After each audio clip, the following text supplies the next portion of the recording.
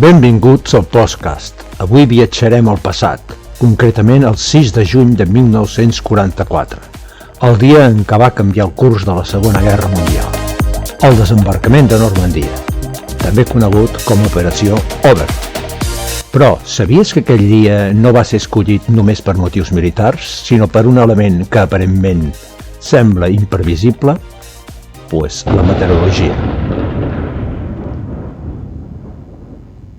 L'operació Overlord va ser i encara és la major operació d'invasió marítima de la història. Més de 150.000 soldats aliats, milers de vaixells i avions, tot preparat per atacar la França ocupada. Inicialment, el desembarc havia de fer-se el 5 de juny de 1944. Per què? Perquè hi havia lluna plena, el que permetia visibilitat, marea baixa, que era ideal per detectar mines i obstacles. Tot semblava perfecte sobre el paper. En aquell moment, l'agència meteorològica britànica, la Met Office, tenia una tasca crítica, predir el temps per una operació militar que depenia totalment del mar, del vent i de la visibilitat. Per fer-ho, comptaven amb dades d'Anglaterra, Irlanda, Escòcia, Estats Units i Canadà. Però també tenien una eina secreta, l'esquadró 519 de la RAF. Avió darrere avió, penetrant 1.000 quilòmetres dins l'Atlàntic, anaven mesurant la pressió, el vent i la nebulositat. Eren tan arriscades que es consideraven quasi suïcides. Amb totes aquestes dades, el capità James Martin Stark, meteoròleg en cap de la Met Office, va prendre una decisió clau. Els models meteorològics de l'època, molt lluny dels actuals, apuntaven a l'arribada d'un front fred just la nit del 4 al 5 de juny. Això volia dir una mar picada, pluja, baixa visibilitat, avions inútils i terreny enfangat.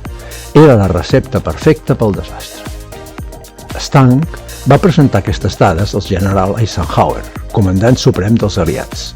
El dilema era brutal: cancel·lar la invasió, esperar un altre mes, atacar igual i arriscar-se a un fracàs monumental.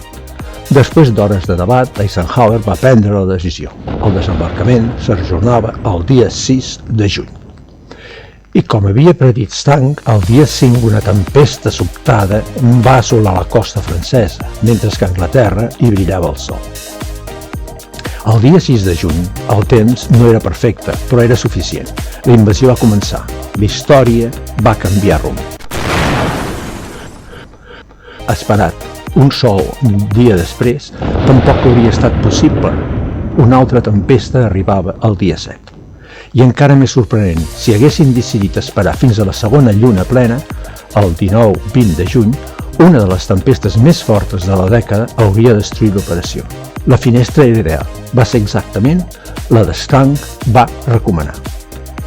Això, aquell matí del dia D, no només van guanyar els soldats, els pilots i l'estratègia militar, també va guanyar la ciència.